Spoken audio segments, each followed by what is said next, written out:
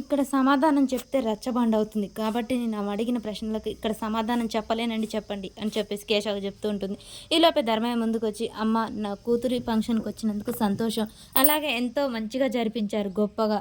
అదే మంచి మనసుతో నా కూతురు సింధూర కూడా పెళ్లి జరిపించండమ్మా. మీకు దండం పెడతాను. ఆ పుణ్యం కట్టుకోండి. నా కూతురికి పెళ్లి జరిపించి పసుపు, కుంకుమలు పిల్లా పాపల్ని కలగజేసేలా చేయండమ్మా అని చెప్పేసి ధర్మయ్య దండం పెడుతూ ఉంటాడు. చెంచలమ్మ ఇక సింధూర ఆ మాట విని షాక్ అవుతూ ఉంటుంది. విజయమ్మ మాత్రం ఇది కదా నాకు కావాల్సింది అన్నట్టు అంత సంతోషంగా చూస్తూ ఉంటుంది. ఈ మాట విన్న భవతి, రేణుక కూడా సంతోషపడుతూ ఉంటారు. ఈ దరిద్రం వదిలిపోతుంది అని. ఇక ధర్మయ్య అలా ప్రాధేయపడంగానే సింధూర మనసు చాలా చిన్నబుచ్చుకుంటూ ఉంటుంది. మీకు దండం పెడతానమ్మా అని చెప్పగానే చెంచలమ్మ ఆలోచించి ఇలా అంటుంది. చూడండి, మీ కూతురి పెళ్లి చేయాలా వద్దాలా అనేది నేను కాదు చెప్పేది. నీ కూతురే సమాధానం చెప్పాలి. ఎందుకంటే తనే ఈ తీర్పు సమాధానం చెప్పాల్సింది అని చెప్పగానే విజయమ్మ అయితే చాలా సంతోషపడుతూ ఉంటుంది. ఇక సింధూర అయోమయ పరిస్థితులు పడుతూ ఉంటుంది. ఏమండి, మనం వచ్చిన పని అయిపోయింది, ఇక వెళ్దామా అని చెప్పేసి కేశవ అని అంటూ ఉంటుంది. విజయం అలాగే చూస్తూ ఉంటుంది.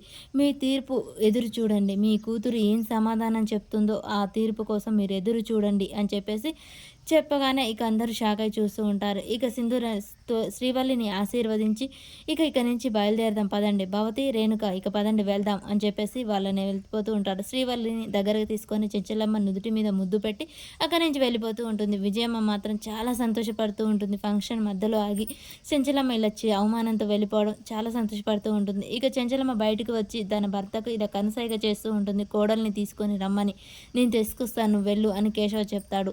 ఇక అందరూ అలా శ్రీవల్లిని దగ్గరకు తీసుకొని వెళ్ళిపోతూ ఉంటారు. అమ్మ సింధూర ఇక రా అని చెప్పగానే పాపం సింధూర గంధం గిన్నె కింద పెట్టి వెళ్ళిపోతూ ఉండగానే అక్క అని చెప్పేసి శ్రీవల్లి వచ్చి అక్కని పట్టుకొని గట్టిగా ఏడుస్తూ ఉంటుంది. సింధూర కూడా అలా ఏడుస్తూ ఉంటుంది.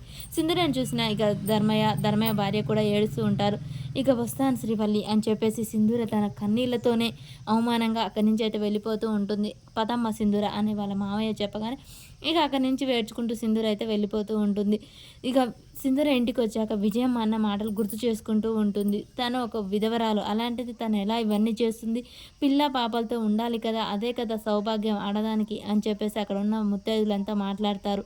ఇక సింధూర ఆలోచనలో పడగానే చంటి అటుగా వస్తాడు. అమ్మాయి గారు, ఏదేమైతే కానీ చిన్నమ్మాయి గారి ఫంక్షన్ చాలా బ్రహ్మాండంగా జరిగింది, కానీ అందరూ పూలు గాజులు అందరూ మంచిగా వేసుకొని వచ్చారు, కానీ మీరే ఏమీ లేకుండా వచ్చారు. ఆ దేవుడు మీకు ఆ వరం ఇస్తే బాగుండు. మీరు మళ్ళీ పెళ్లి చేసుకోండి అమ్మాయి గారు, అందరూ సంతోషంగా ఉంటారు. ముఖ్యంగా మీ అమ్మ నాన్న సంతోషంగా ఉంటారు. మీరు యాడికి వెళ్ళినా ఇలాంటి అవమానాలు జరగవు. అందరూ మిమ్మల్ని మాటలు అంటుంటే నాకు చాలా బాధగా ఉంది అమ్మాయి గారు అని చెప్తూ ఉంటాడు.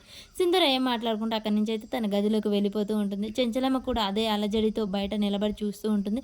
ఈలోపే ఒక స్వామీజీ అయితే అక్కడికి వస్తారు. మరి ఆ స్వామీజీ చెంచలమ్మ ఇంటికి ఎందుకు వచ్చాడు, మళ్ళీ పెళ్లి గురించి ఏమైనా చెప్తాడు.